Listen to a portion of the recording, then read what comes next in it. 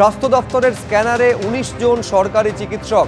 ১২ই ফেব্রুয়ারি থেকে স্বাস্থ্য ভবনে তদন্ত কমিটির সামনে হাজিরার নির্দেশ। রাজ্য সরকারের থেকে নন প্র্যাকটিসিং ভাতা নিয়েও প্রাইভেট প্র্যাকটিস করে যাওয়ার অভিযোগ। দক্ষিণ ২৪ পরগনা, পূর্ব ও পশ্চিম মেদিনীপুর, পুরুলিয়া, নদিয়া এবং হুগলির বিভিন্ন সরকারি হাসপাতালে এই ১৯ জন চিকিৎসক তারা কর্মরত। এই ১৯ জন চিকিৎসককে হাজিরার নির্দেশ দেওয়া হয়েছে। সন্দীপ সরকার আমাদের প্রতিনিধি আরো বিস্তারিত এই নিয়ে বলতে পারবেন। সন্দীপ, কি কারণে, কোন অভিযোগ এই ১৯ জনের বিরুদ্ধে আনা হয়েছে যার জন্য তাদের হাজির হওয়ার জন্য নির্দেশ পর্যন্ত দেওয়া হয়েছে?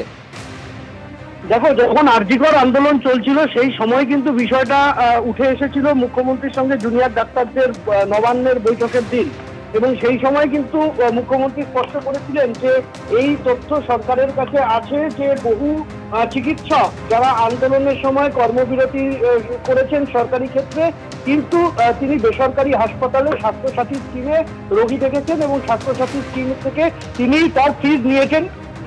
অর্থাৎ তিনি সরকারি জায়গায় কাজ করেননি, অথচ বেসরকারি ক্ষেত্রে ঘুরপথে সরকারের স্বাস্থ্যসাথী স্কিমের টাকা তার অ্যাকাউন্টে ঢুকেছে।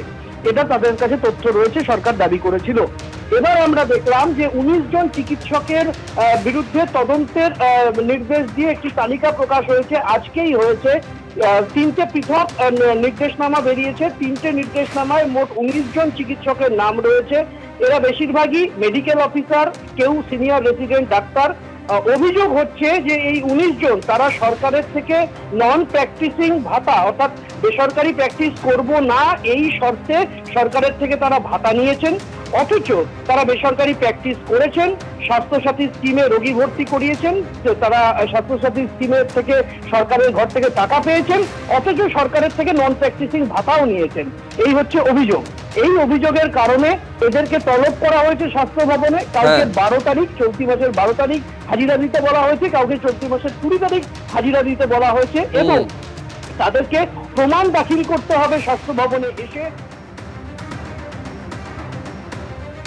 বেশ, সন্দীপ, আপাতত তোমায় ধন্যবাদ।